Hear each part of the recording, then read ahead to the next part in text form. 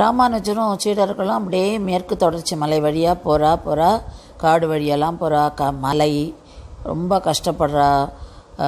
இருட்டு, குளிர், மழை எல்லாத்துலேயும் போயின்ட்டுருக்கா. அப்போது ஒரு இடத்துல போய் ஒரு காட்டுக்கிட்ட தங்குறா. ஏன்னா அதுக்கு மேலே வாழலாம் முடியல. வாள் ரொம்ப டயர்டாயிட்டா எல்லோரும். அப்போது ஒரு இடத்துல மயக்கத்தில் இருக்கா. சில பேர் உட்காண்டிருக்கா, சில பேர் படுத்துட்டுருக்கா. அந்த மாதிரி ஒரு ஸ்டேஜில் இருக்குச்சு. அங்கே இருக்கிற வேடர்கள் அவளை பார்த்துட்டா. அவள் பார்த்துட்டு ஐயோ இவாளெல்லாம் பார்த்தா அந்தணர்கள் மாதிரி இருக்கே அப்படின்னு சொல்லிட்டு ரொம்ப மயக்கமாக இருக்கணும்னு சொல்லிட்டு அவளுக்கு ஏதாவது சாப்பிட கொடுக்கணும்னு சொல்லிட்டு அங்கே இருக்கிற திணை, பழங்கள் இதெல்லாம் எடுத்துகிட்டு இவாளுக்கு கொண்டு கொடுக்குறா. கொடுத்து சாப்பிட சொல்கிறா. தேன் கொடுக்குறா. எல்லாம் சாப்பிட்றா. சாப்பிட்டதுக்கப்புறம் இவெல்லாம் கொஞ்சம் தெளிவாகிடுறா. அப்போ அவள் கேட்குறா, நீங்களாம் யார், எங்கேருந்து வந்திருக்குங்க மாதிரி நாங்கள் திருவரங்கத்துலேருந்து வரோம். அப்போ இந்த வேடர்கள் கேட்பா, திருவரங்கம் அப்படின்னா ராமானுஜர் எப்படி இருக்கார், அங்கே ஆச்சாரியன் அங்கே தானே இருக்கார் அப்படின்னு சொல்லி கேட்குறா. அவளுக்கு ஒரே ஆச்சரியம். என்னடா அது ஆச்சாரியன் பற்றி இங்கே இருக்கிறவ அப்படி கேட்குறலன்னு. அப்போ இந்த வேடர்கள் சொல்வா, இல்லை எங்களுக்கு ஆச்சாரியன் திருமலை நல்லான்றவர். அவர் எங்களுக்கு பஞ்சசம்ஸ்காரம் பண்ணியிருக்கார். எங்களுக்கு சொல்லிட்டும் அவர் எங்களுக்கு சொல்லியிருக்கார். இந்த மாதிரி நம்ம எல்லாருக்குமே ஆச்சாரியன் ராமானுஜர் அவர் திருவரங்கத்தில் இருக்காருன்னு சொல்லியிருக்கார்.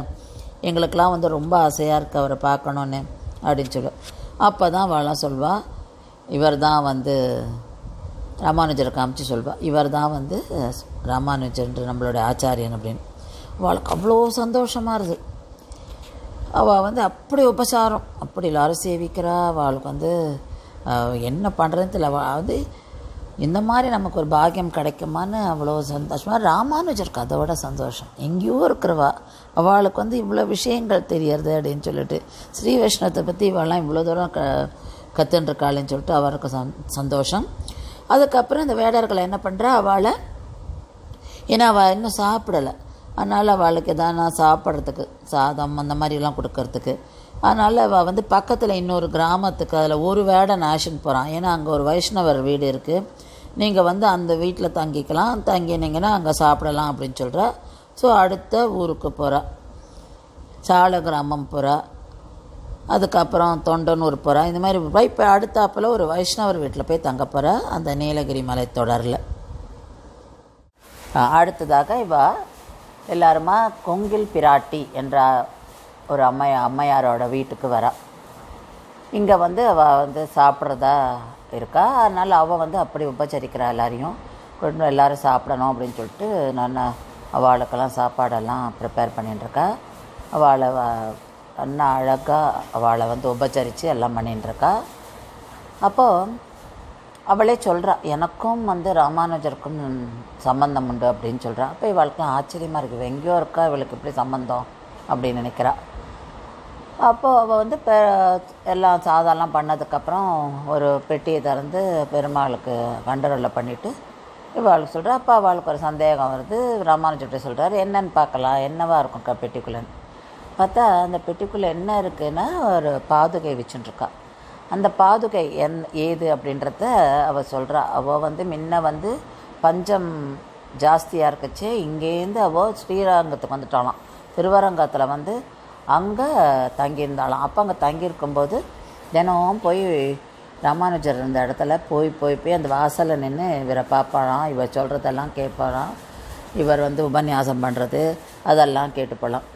கேட்டுன்னு இந்த இவரை அங்கே ஏன்னா எல்லோரும் தினமும் ராமானுஜர் சேவிப்போம். இவள் அவளை பார்த்துட்டு அப்படியே போகலாம். அப்புறம் ஒரு நாள் அவங்கேருந்து கிளம்பச்சு மாதிரி ஊரில் நிலைமை சரியாகிடுது, நாங்கள் ஊருக்கு போகிறோம்னு சொல்லிட்டு ராமானுஜர்கிட்ட பேசிட்டு, எனக்கு நீங்கள் ஏதாவது கொடுங்கன்னப்போ இவளை கேட்குறா, உங்களோட பாதுகை, அந்த பாதுகை எடுத்துன்னு அதை அவள் பூஜை பண்ணின்னு. அப்போது அதுதான் அவள் சம்பந்தம்னு சொன்னது. அப்போ இப்போ அவள் கேட்குறா, நீங்கள் இப்போ கண்டுபிடிக்க முடியுமா அவங்களால இதில் யாருன்னு? அவள் சொல்ல, கண்டிப்பாக கண்டுபிடிப்பேன். அந்த பாதுகையே அப்படி வச்சுட்டு பாதங்களை பார்க்குறா. இந்த ஒரு பாதம் பார்த்த உடனே அவளுக்கு தெரிஞ்சு போச்சு இவர்தான்ட்டு. அப்புறம் சொல்கிறா, இவர் தான் ஆச்சாரியன் ராமானுஜன் சொல்லிட்டு சேவிச்சு இது பண்ணுறா. அந்த அளவுக்கு அவளுக்கு அவர் மேலே பக்தி.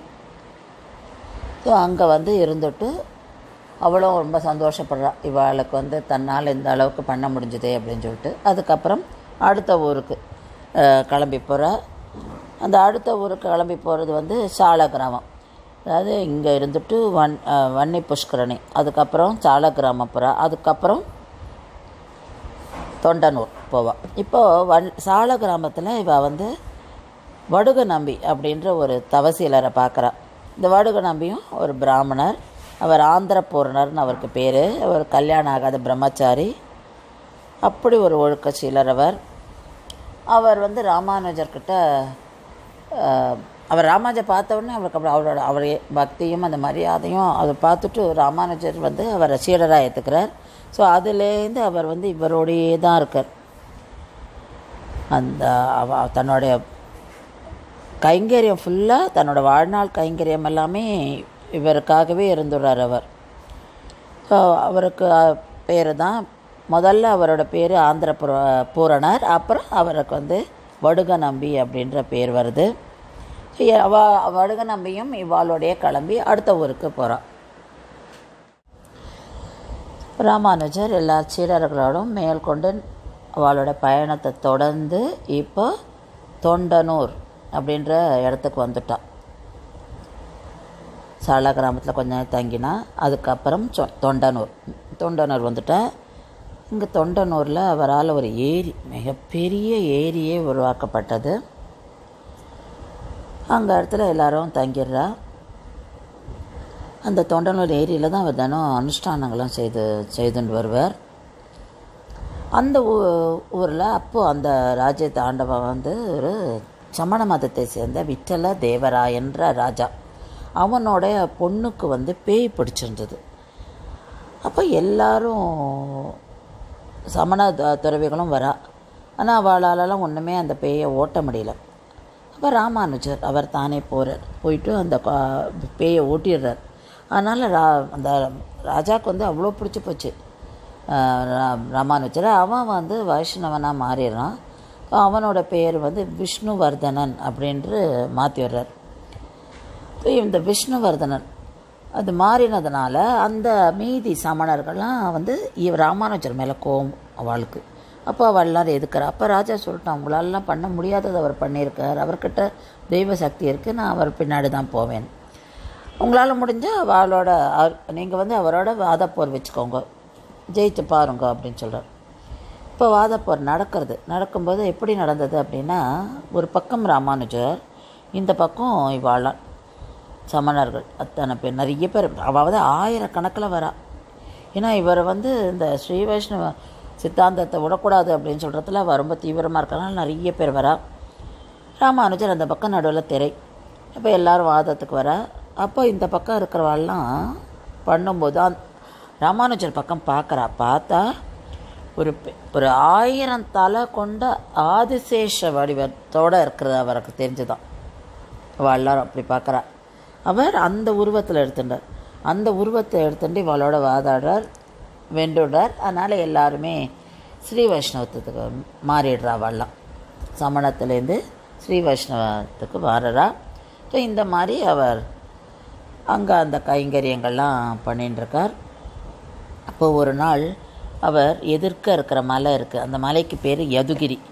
அதை பார்ப்பார். அவர் ரொம்ப அப்படியே அது எல்லாமே அவருக்கு தெய்வம் தானே, தெய்வம் வணங்கின்றிருப்பார். அதை பார்த்து மலைச்சி போய் ரொம்ப ஆச்சரியமாக பட்டு எல்லாத்தையும் அப்படியே அனுபவிச்சுன்னு வந்தார் அவர்.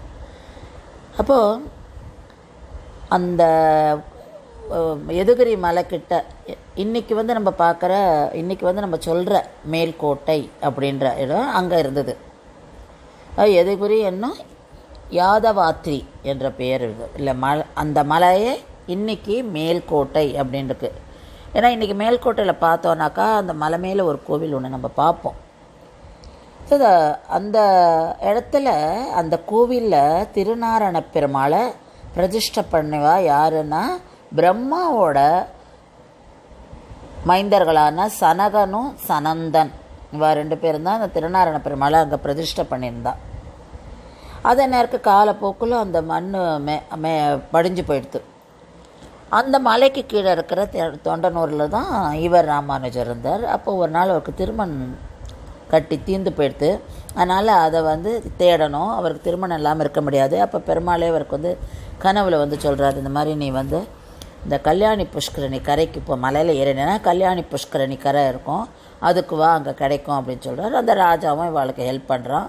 அப்போ அங்கே போக பார்த்தா ஒரு திருத்துழாய் மரத்துக்கு கீழே ஒரு புத்தை பார்க்குறான். அந்த புத்து அதை புத்து மேலே இருக்கிற மண்ணெல்லாம் எடுத்துகிட்டு பார்த்தா அங்கே திருநாராயண பெருமாளோட விக்கிரகம் இருக்குது. இந்த விக்கிரகத்தை பார்த்த உடனே, அந்த திருமேனியோட அழகை பார்த்த உடனே அவருக்கு நம்மாழ்வார் ஞாபகம் வந்துடுது. நம்மாழ்வார் திருநாரணன் தாள் காலம் பெற சிந்தித்து உய்மீனோ அப்படின்னு ஒரு பாசுரம், அந்த இதை நினச்சிண்டு அப்படியே இந்த சம்சாரத்தில் தாண்டவாளுக்கெல்லாம் எப்படி உடனே அந்த கடலை தாண்டணும்னா நம்ம எப்படி அப்படியே பெருமாள் திருவடியில் பிடிச்சிக்கணும்ல, அந்த மாதிரி எப்படி நம்மாழ்வார் சொன்னாரோ அந்த மாதிரி இவர் அந்த திருநாராயண பெருமாளோட திருவடிகளில் பிடிச்சிட்டு அந்த பாசுரத்தை சேவிக்கிறார். அப்புறம் அந்த விக்கிரகத்தை ஏழை பண்ணி கோவிலில் பிரதிஷ்டை பண்ணுறார். அந்த கோவிலில் அழகாக நிர்மாணம் பண்ணி அந்த கோவிலுக்கு ஒரு 52 ஸ்ரீ வைஷ்ணவர்களை முக்கியமான பணிகள் அவளுக்கு பணிகளை கொடுத்து அந்த கோவிலை ரன்னா பராமரிக்கிறதுக்கு அங்கே நல்ல தொண்டு கைங்கரியம்லாம் பண்ணுறதுக்கு அவளெல்லாம் நியமிக்கிறார். இந்த மாதிரி வந்தது தான் அந்த கோவில்.